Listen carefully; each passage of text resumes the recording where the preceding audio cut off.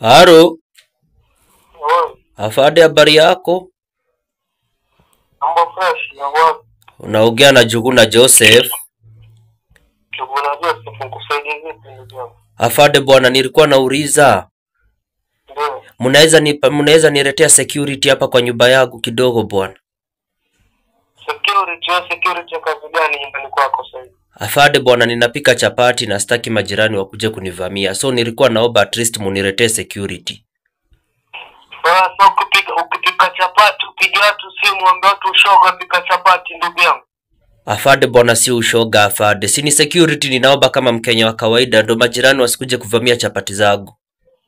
Sasa mwanangu, unaona sisi mkosa kazi tutoke huku tutoka ni sisi tukuangalie tukulindesha chapati zako. Afande, si nitawaripa. Ndugu yangu, acha kuvuta bangi mzee, bangi za kurusha. Afande, hata si bagi. Nimeona tu nipigie utumishi kwa wote mkuje muniride wakati ninapika chapati zangu. Ndo majirani wasinivamie. Kwani nimefanya makosa? Mshenga, sasa uko wapi? Nataka tuje tukuchukue tukulindie hizo chapati zako. Uko wapi tuje tukufuate sasa? Kitchen kwa nyumba. Uko wapi? Kwa nyumba.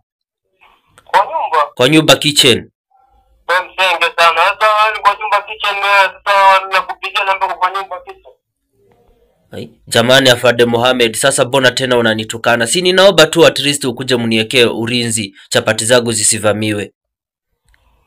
Wewe dogo ana bangi, alafu acha kupigia serikali, kupigia tu mambo ya kishamba, kusema pikia chapati ulindie. Nisaidieni basi na Land Cruiser, nikipika chapati nipelekee one time. Dogo umelisha Kolombo, umeshalisha Midube. Sasa afande security hamtaki kuniekea, Land Cruiser hamtaki kuniekea.